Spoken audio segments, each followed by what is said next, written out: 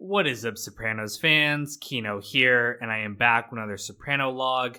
Today we're looking at the 6th episode of the 5th season, Sentimental Education.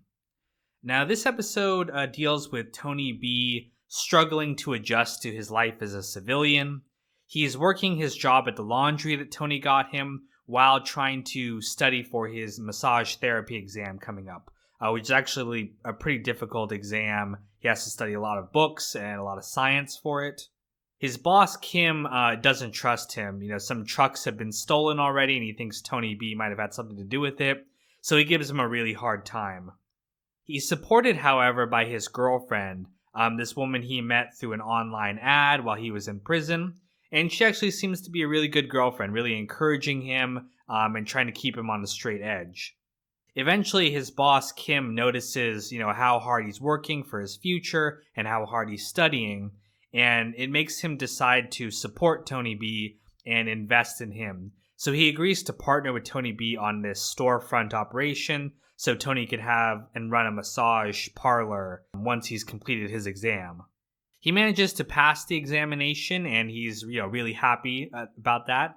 And he gets even more good luck later when a car drives by and throws out a bag of drugs and money. So they threw it out thinking that they were being followed by cops, and Tony B finds it, and now he's come into $12,000 cash. Some fans have theorized that it might have been Tony behind this.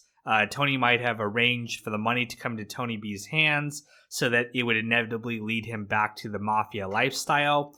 I don't really agree with this. I don't see any evidence for it in the show, and we do hear sirens going in the background during that scene. So it does seem to be that it might have just been this random encounter that led him into this good fortune.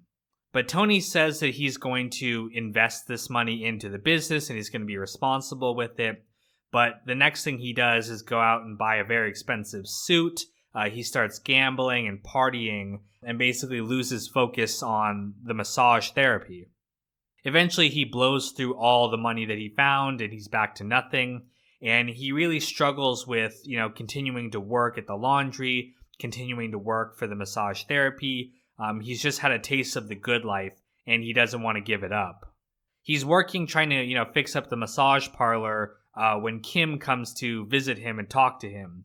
And he ends up attacking Kim for basically no reason at all. He's just fed up with all the bullshit he has to deal with. And this attack ends up, blowing up their deal and blowing up his potential at the massage therapy parlor. He goes back to Tony, who welcomes him back to the family and agrees to set him up with a job. So Tony gets what he wanted, and Tony B is now going to join as a mobster again.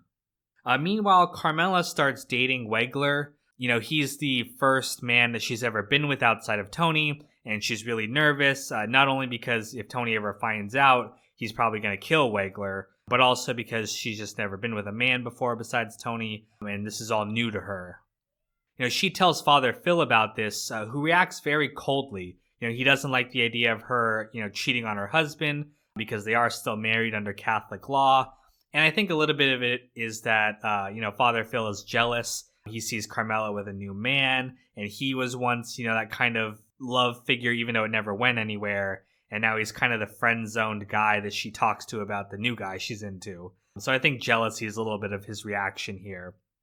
But despite his warnings, Carmela does sleep with Wegler, and she really enjoys it. It ignites this new passion in her that she hasn't felt in a really long time. He keeps trying to talk to her about books such as Madame Bovary, and in fact, the title of this episode, Sentimental Education, is another novel written by the same author who wrote Madame Bovary. But as he points out, there are a lot of parallels between the character of Madame Bovary and Carmela. They're both characters who yearn for a life beyond what they have right now, but they get lost along the way searching for romance and material gains, and it ends up really badly. But there are a lot of parallels between that and also the show in general. Madame Bovary was noted for being a very realistic portrayal of life before that was common, just like The Sopranos is also a very realistic portrayal of life in an era before television was really all about that. Meanwhile, though, as AJ continues to struggle in school, Carmela's really worried about him and if he'll have a good future or if he'll end up a failure and even potentially getting sucked into the mafia lifestyle. She ends up blue-balling Wegler. She leaves in the middle of their sex because she says she's too upset about AJ's grades. And this basically forces Wegler to strong-arm AJ's teacher into giving him a passing grade so that he can sleep with Carmela. So now that she's got what she wants, she sleeps with him, and Wegler realizes that Carmela was just using him to, advance her son's education, whether she even realizes it or not. This is Carmela's motive.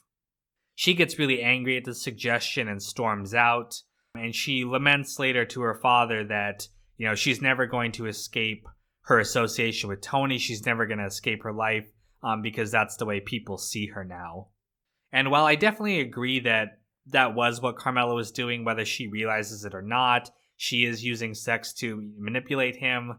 I gotta say, this guy is definitely a creep too. I mean, he's acting like he wasn't looking to get sex out of Carmela either, with all his bullshit about education and, talking to her about novels and stuff. Just, trying to be intellectual to impress this woman to sleep with her. And now that he's got what he wanted, he's not so much interested in that.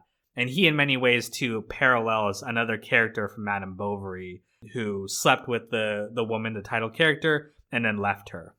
I didn't actually read the novel or anything. I'm not a nerd, but I looked up some videos because it obviously is featured very prominently in this episode. And real quick before I sign off here, a couple of details I forgot to mention. This episode was directed by Peter Bogdanovich, who plays Dr. Melfi's therapist, Dr. Elliot Kupferberg. Not only is he a director, he's actually a very accomplished film historian, and he did this really great interview with David Chase. If you haven't seen it, you should check it out. I believe it's still available on YouTube. Another detail is that when Christopher is talking to Tony B about his parole officer, he says that if he's giving him a hard time, he should call their guy. I believe his name is Eddie Curran. And that is the guy who they get to bust Feach when they set him up to get sent back to prison. So it's funny they weave that detail back into it. But that is the episode Sentimental Education. Thank you guys so much for watching, and stay tuned for the next Soprano log coming soon. You guys are never gonna believe this. I was just walking down the street, and someone threw out 12 grand in Patreon money. I think it was Hunter, Tommy Smith, Abdallah Alamari, George Jones, Russell, Sean, Graham, Rooftop, Rico Bellic, Heart of Markness, Broccoli, Isaiah, Placenta Juan, Logan, Clean, John Reyna, and Lance Klump.